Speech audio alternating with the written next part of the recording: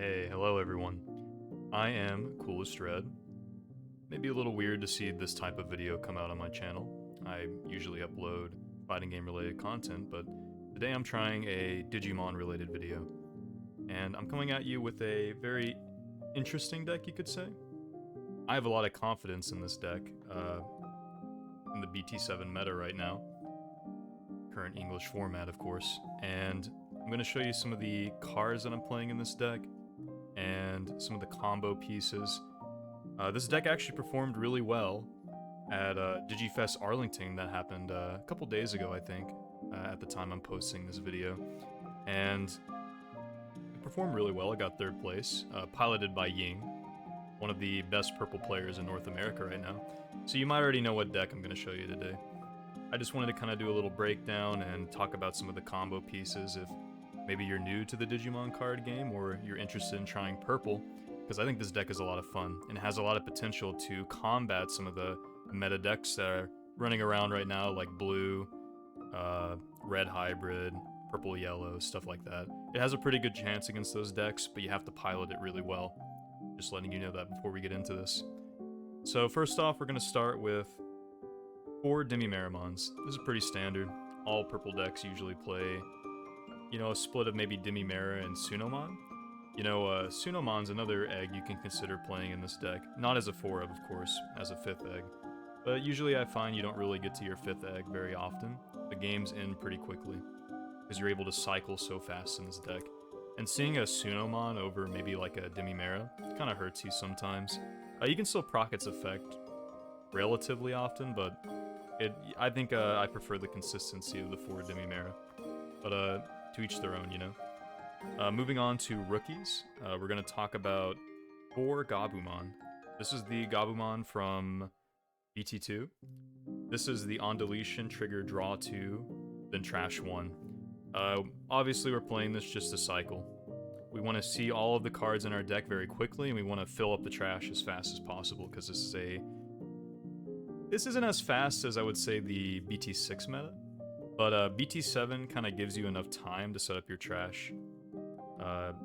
In most games, you know, you could probably run across a red hybrid and lose in like a few turns, or even get rookie rushed by blue, but we do need to try to set up our trash as fast as possible. This card lets us do it the best way. So that is our first rookie. Then we're going to talk about 2 Labramon. 2 Labramon, just another way to cycle through our deck. We can actually hard play this, draw a card, then trash a card. There's a card I'll talk about later. It's in our level 4s that combos really well with the Labramon. So that is the second rookie. And we'll talk about our standard Floodgates. A lot of decks are playing Floodgates right now. Gazimon is pretty imperative. I think you played this card. This card turns off Bokomons. Almost every deck is playing Bokomons. You know, turns off Hammer Spark, all of these cards that gain you memory. Fun fact, can turn off Koichi's inheritance effect. When Koichi is an inheritance, he doesn't count as a tamer anymore. He counts as a Digimon. So Gazimon will turn that off as well. So pretty useful. You could actually bump this up maybe. Run less of the Labramon, run 3 Gazi if you want to see it more. Maybe something to consider in a side deck. Then we'll move on to an Impmon. This is to recycle one of the level 6s we play in this deck. You probably already know we're going to play some Lilithmon in this deck. This card lets us grab back a Lilithmon if we need to. Usually doesn't come up too often, but it's useful in case a Lilithmon gets checked in security. We can grab it out of trash and recycle it. So pretty useful in that regard. And then an Elecmon. You can run a higher count of these. Elecmon is pretty useful for dealing with Bokomons on the board, you know, Strabimons, Flamemons. This card is very useful for dealing with those. You keep it in Raisin, promote, swing. It dies, usually will, it's 2k, and then you'll proc its effect. On deletion, delete one of your opponent's level 3 Digimon. So if you think this card is more useful than some of the other cards here, you can tech in more. I would recommend maybe teching out Impmon, running another Elecmon, or taking out a Labra. That would probably be the best way to tech in more of these. But, you know, that's your decision. You could also play it in the side deck. And then we're going to move on to our level 4s. Let's get to the star of the show. This card is absolutely broken. I don't know what they were thinking when they printed this card, but I think they know they messed up because this card's getting limited to 1 when BT8 rolls around. But until then, we're running 4 copies of this in probably every purple deck we play. If you don't know, we need to talk about this card first before we get to the other one. This is Eismon's Scatter Mode. So Eismon's Scatter Mode, he's got an on-deletion effect. You trigger draw 3, trash 2. Pretty powerful. You cycle through your deck very quickly with this card. Considering we're playing the Gabumon, when an Eismon dies, it's gonna pop like a piñata. You got the Demi-Mera effect, draw 1, trash 1. You got the Gabumon effect, draw 2, trash 1. And then draw 3, trash 2. You're getting a lot of cards in the trash. You're getting a lot of cards in your hand. Honestly, if you get a full stack Eismon to like pop early game, you've pretty much already achieved 10 cards in trash to turn on your effects such as Jack Raid for later. So this card is very powerful. Don't run less than 4, always play 4. You need this card. You need to see it every game. And then the 4 Eismon. So this card reads, if an Eismon Scatter Mode is in your trash, which ideally it'll get into the trash pretty quickly, you can trash this card from your hand and then it'll cheat itself out onto the board. Very powerful. Literally just gives you free bodies. A free level 4 on the board that you can evolve into your level 5s. And that's how this deck works. We're spamming out Eismon to evolve into a level 5 that I'm going to show you soon. That just lets you cycle through your deck at turbo speeds, fill up the trash. This deck doesn't really have problems with consistency. That's why we play a shorter count of level 3s. You don't really need to play more level 3s. You can if you want, but this deck has a lot of ways to open up the game without actually having to evolve into a level 3. Like, you could hard play an Eismon and it's not that bad because he's a 4 cost. You drop an Eismon for 4, it's not that bad. Especially if you go second and your opponent plays a Tamer, puts you to 3, you can play an Eismon, choke them for 1. That's pretty powerful. It's a good way to start a turn. So those are our level 4s, and then we got a few more level 4s to round it out. So we got Ginkakumon, Kinkakumon, and Ginkakumon Promote. Pretty powerful card, Ginkaku Promote. I would play more Ginkaku Promote if I could. Deck space is very tight. Kinkakumon, you could cut the Ginkaku and play 2 of Ginkaku if you think level 3s are a problem, which usually they are. But I like the idea of being able to play out Ginkaku Promote from the trash, stack them with the 2 Inheritance, get a memory, draw a card, and then potentially gain even more memory from Ginkaku's effect because, you know, this card has Rush. You can swing, trash a card in your hand, and then gain the memory from Ginkaku. So pretty powerful combo. These are the only level 4s I'm playing. I think Ying was running 2 Kinkaku, no Ginkakumons. I've seen some lists that still run the Ginkakumon. It's up to you. But Ginkaku Promote's usually the card you're using most of the time. You know, you can play out an Eismon from the trash, evolve over into Ginkaku for 1, and that's a 1 cost rush card. Like, your Eismon dies, you play out a level 4 for free, pay 1 memory, alright, that's a free swing. Pretty powerful. You can be very aggressive with this deck because of that. Moving on to level 5s, we play 1 copy of Lady Devimon. There's a reason for this because we're playing 3 Cerberusmon, and then 4 Cerberusmon Werewolf mode. So you gotta play 4 of this, no debate. Always play 4 of this one. Now the other ones, you can kind of mess around with the ratio here. You really only need 2. I would recommend playing more than 2, but you can kind of get away with 2 because we're playing Zwart in this deck. We'll talk about him later, but the idea is, you know, you spam Eismon, you play out the level 4 for free, and then you evolve into Cerberusmon after your Eismon dies, of course. Cerberusmon gives you more cycling, and then you can also delete your Cerberusmon with Werewolf mode and cycle even more. A lot of cycling. You're gonna notice a theme with this deck. It also has Rush, so when it comes into play, you can swing right away, and it's a 9k body. It's usually not going to die. It's usually pretty sticky on the board. But, you know, you could run into a Schwarz or something that deletes it.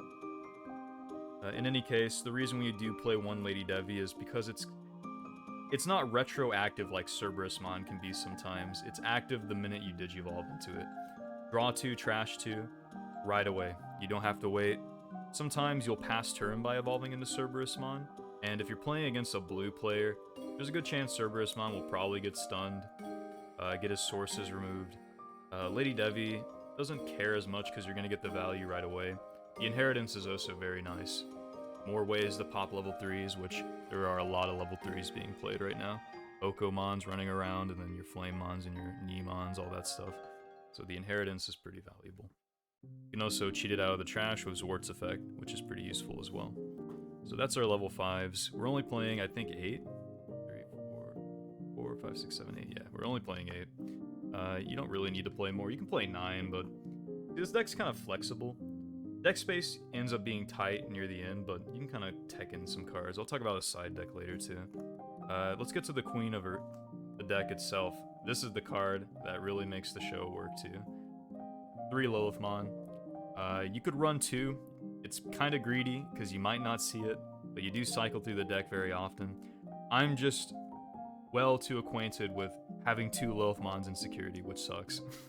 You just never see it. So 3 ensures that you at least see it throughout the game once. This ensures that.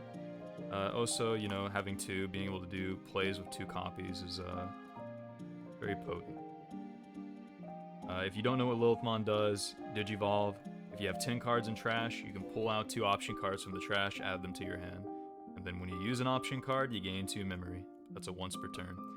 Fun fact, this is a soft once per turn, so that means if you have multiple Lilithmons, you can keep recycling the effect. Pretty broken. Yeah, we only played 3 because we're playing 2 Nidhoggmons as well. This card reads, trash from the hand, gain a memory. More ways to gain memory to fuel our plays.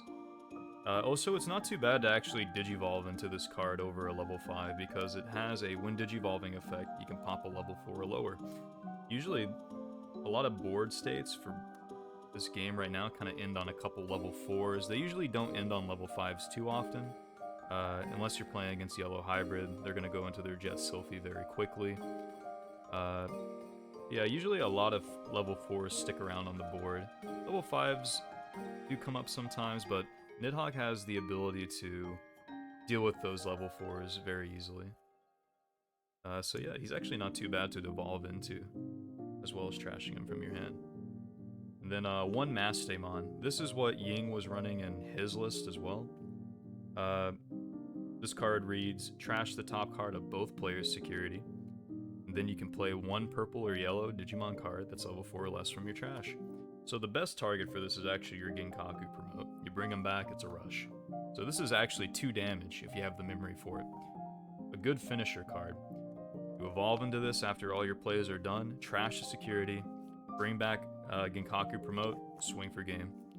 I've played in the Gaia Force gaming tournaments, and I've actually ended quite a few games doing this. So it works very well. It's a little bricky at the start of the game. You actually don't want to evolve into this card early on, usually. It feels kind of bad, but it's a good ender. That's why we only play 1 copy. I believe that rounds out our level 6, so let's get to the level 7s. 2 copies of Zwart. This is pretty standard in your Lilith Loop list. What this card does is you mill the top 3 cards of your deck, and then you can play out 2 8 cost or less. So the ideal combo is, we go Lilithmon, fish out 2 Jack Raids, alright? That's the next card we'll get to in a second. When you fish out Jack Raid with Lilithmon's effect, you can play the Jack Raids. Jack Raid reads, gain 1 memory for every 10 cards in your trash. So here's where the combo starts. You evolve into Lilith, you play Jack Raid. Jack Raid gains you a memory. You gain 2 more from Lilith, play another Jack Raid, go to 4. And you can play... Usually, if you have a bunch of cards in trash too, it's every 10 cards in trash. So you could gain 2 memory. This enables us to get a lot of memory to actually just digivolve straight into Zwart. Zwart's effect activates, we play out 2 Cerberusmon from the trash. And then we pop them to go into Cerberusmon Werewolf mode. And we just swing with the rush. So very aggressive combo. This deck actually doesn't loop very much. Lilith loop, you don't really do it that much in this deck. This deck is more of a Cerberusmon rush. You're being very aggro with the Cerberusmons. So, we play 4 Jack Raid just to facilitate that we have the Jack Raids in hand to have the actual memory to do the combos. So yeah, these are our option cards. 4 Jack Raid. We play, I believe, 3 Deathclaw, right? We play 2 Deathclaw in this deck. So Deathclaw, this is another way to get rid of level 3s or level 4s on the board. Also, popping your Eismon with this card is very useful, because a lot of the time Eismon will swing into security. There's a lot of weaker cards being played in this format, like Bokomons and Flamemons, Strabimons. All these cards are kind of weak. You know, a lot of tamers. Most of the time, you're gonna have a lot of instances where Eismon will swing, he lives. Well, we don't want him to live, so we're just gonna play a Deathclaw. Force the kill on Eismon, and then we can do our cycling. Get some Eismons on board. So that's one way to force the Eismon death. We do play a couple copies of this, and we play a Calling from Darkness as well. Full combo you can do with this card. Let's say you have an Eismon with the full stack on board, but you have some Eismons in the trash already. And by Eismon, I mean scatter mode. Let's say you have scatter mode on board. You can do Calling from Darkness to delete your Eismon, and then pull back 2 Eismons, regular ones, back from the trash, add them to your hand. You can recycle them with this card, and then play them back out onto the board, because you can choose the sequencing of your effects. That's a pretty strong combo with this card. Another cool fact, you don't actually have to delete one of your Digimon to pull 2 cards back from the trash. It's not a cost. It's just like something you have to do if you have a Digimon on board. So you don't actually have to delete anything to use this card's effect, unless you already have something on board. So that's a pretty cool fact about that card. And we have 1 copy of win rate 60%. If you have a Tamer out on board, you can play this card without meeting its color requirements. So we play actually 4 Analog Boys. These are the Tamers we're playing to activate this effect. We actually don't play a Memory Tamer in this deck. Analog Boy does a good enough job of actually securing us the memory we need. It also boosts our consistency. If you open up a hand with Analog Boy, it's pretty potent. You can kind of just get whatever you need from the Analog Boy's effect. You don't really care about not opening a hand with any rookies. It's not too much of a detriment. You know, you open a hand with Eismon or an Analog Boy, it works pretty well. And fix your hand with those cards. And then we have 1 copy of Dead or Alive to round out the deck. This card is probably one of the weaker cards. It's very strong when it actually goes off. This card is very useful when you can actually fulfill the effect.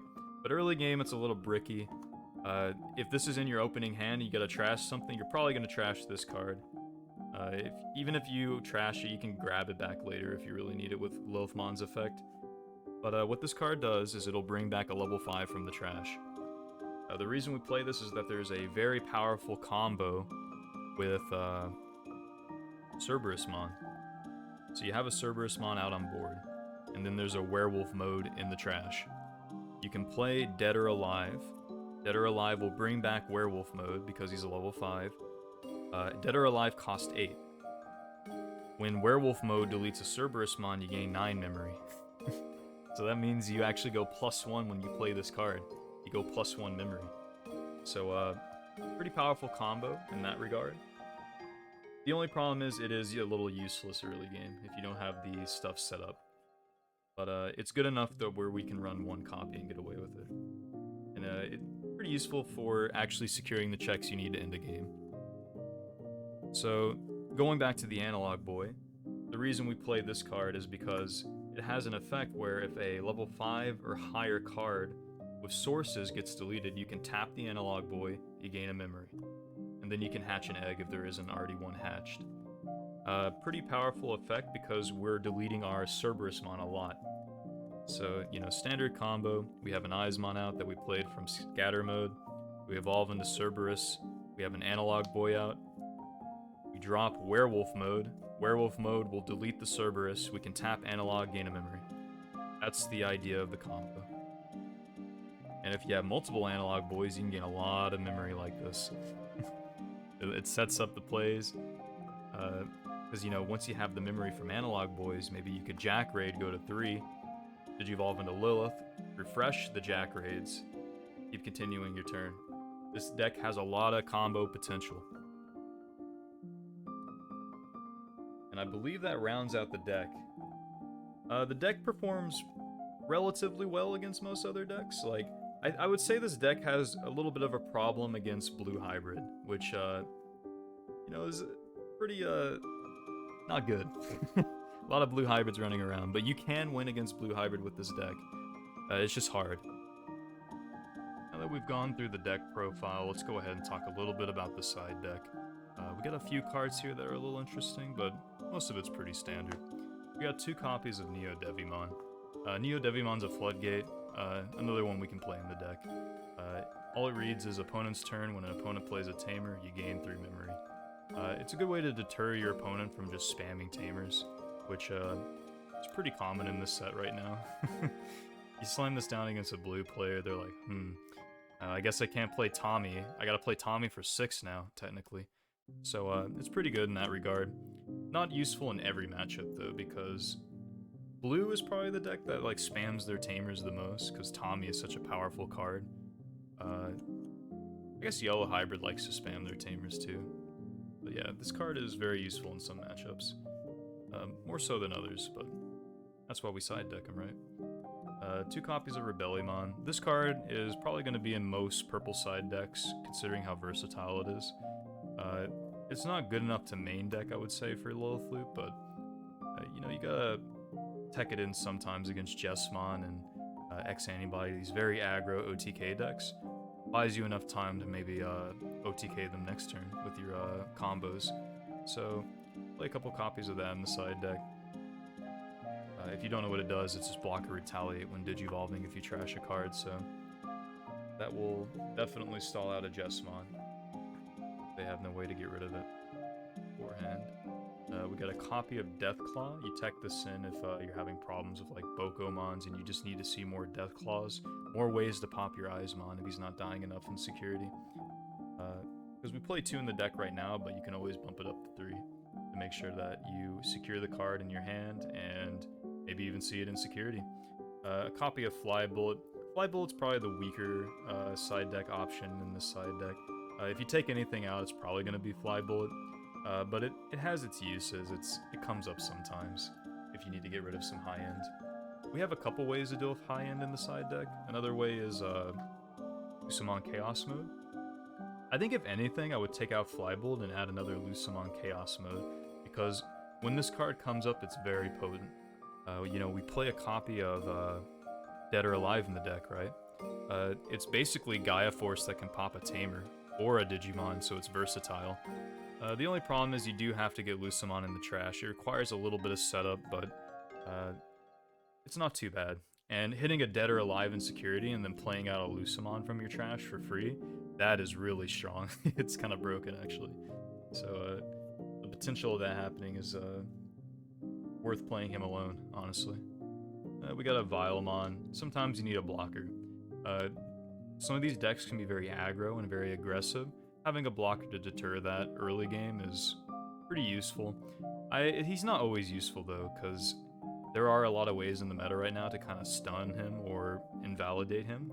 So that is why we side deck him. Sometimes he's useful, but not all the time. Emergency program shut down. I think more people need to play this in their side deck if they're running analog boys or you know, any white cards in general, maybe like Jesmon. This card is a broken side deck card in Jesmon, let me tell you. But this is mainly played for the mirror match. You drop this against a Lilithmon player, they're very sad. They can't play their Jack Raids anymore. They can't play Dead or Alive. It really hurts them, because Jack Raid is very important to the combos. They can't activate that, they can't get their plays started. So pretty good side deck option against Lilith Loop. And then we got a Cerberusmon. Extra copy, mind you, because we do play 3 Cerberusmon in this deck. Sometimes you can tech him in to replace the Lady Devi. Not always useful, but he is there just in case you want to do that. You're not seeing him enough or anything. That's why you would side deck him in. That rounds out the side deck. Pretty standard, I feel like. And that's gonna just about do it for the video. I hope you guys enjoyed the deck profile. I had a lot of fun building this deck and playing it in tournaments. I did relatively well in the Gaia Force gaming tournaments. This deck destroyed at locals recently. It definitely feels very satisfying hitting a very long combo with the Jack Raids and the Lilithmon, spewing out a bunch of cards onto the board that have Rush, just OTKing your opponent. It feels very satisfying. You feel super big brain. And I think the deck actually does pretty well against a lot of the other meta decks in the format right now. This deck is definitely not to be slept on, and I think you should give it a shot if you haven't already. Anyway, that's going to just about do it. I hope you guys enjoyed, and let me know if you want to see more videos like this in the future. I'm always down to put some more deck profiles out there, maybe even do some match videos and some commentary analysis of tournament matches and such. Anyway, y'all take it easy and be good now.